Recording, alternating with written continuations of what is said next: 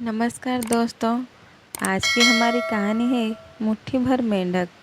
बहुत समय पहले की बात है कि किसी गांव में मोहन नाम का एक किसान रहता था। वो बड़ा मेहनती और ईमानदार था। अपने अच्छे व्यवहार के कारण दूर दूर तक लोग उसे जानते थे और उसकी प्रशंसा करते थे। पर एक दिन जब देर शाम वो खेतों से काम कर लौट रहा था, तभी रास्ते में उसने कुछ लोगों को बातें करते सुना। वो उसी के बारे में बात कर रहे थे। मोहन अपनी प्रशंसा सुनने के लिए उन्हें बिना बताए धीरे धीरे उनके पीछे चलने लगा। पर उसने उनकी बात सुनी तो पाया कि वे उसकी बुराई कर रहे थे। कोई कह रहा था कि मोहन घमंडी है, तो कोई कह रहा था कि सब जानते हैं वो अच्छे होने का दिखावा करता है। मोहन ने इससे पहले सिर्फ अपनी प्रशंसा सुनी थी, पर इस घटना का उसके दिमाग पर बहुत बुरा असर पड़ा।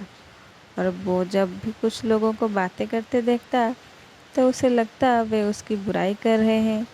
यहाँ तक कि अगर कोई उसकी तारीफ करता तो भी उसे लगता कि उसका मजाक उड़ाया जा रहा है। धीरे धीरे सभी ये महसूस करने लगे कि मोहन बदल गया है, और उसकी पत्नी भी अपने पति के व्यवहार में आए बदलाव से दुखी रहने लगी। और एक दिन उसने पूछा, आजकल आप इतने परेशान क्यों रहते हैं? कृपया मुझे इसका कारण बताइए। मोहन ने उदास होते हुए उस दिन की बात बता दी।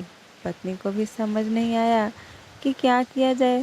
पर तभी उसे ध्यान आया कि पास के ही एक गांव में एक सिद्ध महात्मा आए हुए हैं। और वो बोली, स्वामी, मुझे पता चला है कि पड़ोस के गांव में एक पहुंचे हुए संत आए हैं। चलिए हम उनसे कोई समाधान पूछते हैं। अगले दिन वो महात्मा जी के शिविर में पहुंचे। मोहन ने सारी घटना बताई और बोला, महाराज, उस दिन के बाद से सभी मेरी बुराई और झूठी प्रशंसा करते हैं। कृपया मुझे बताइए कि मैं वापस अपनी साख कैसे बना सकता हूँ। महात्मा मोहन की समस्या समझ चुके थे। पुत्र, तुम अपनी पत्नी को घर छोड़ाओ और आज रात मेरे शिविर में ठहरो। महात्मा कुछ सोचते हुए बोले। मोहन ने ऐसा ही किया। पर जब रात में सोने का समय हुआ तो अचानक ही मेंढकों को टर टर की आवाज़ आने लगी।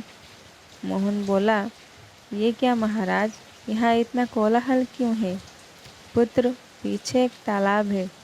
रात के वक्त उसमें मौजूद मेंढक अपना राग अलापने लगते हैं, पर ऐसे में तो कोई यहाँ सो नहीं सकता।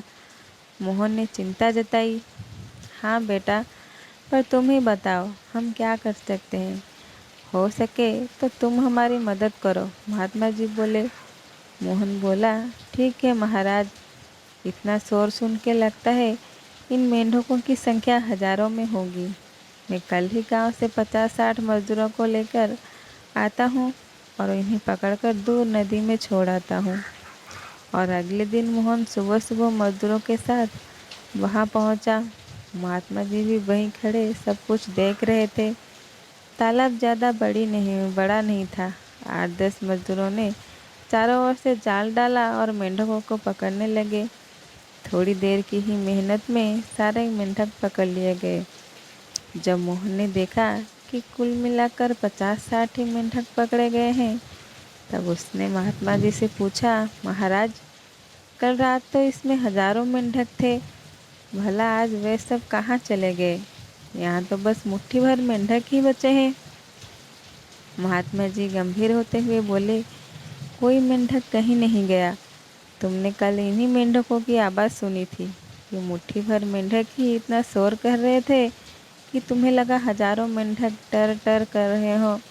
पुत्र, इसी प्रकार जब तुमने कुछ लोगों को अपनी बुराई करते सुना तो भी तुम यही गलती कर बैठे।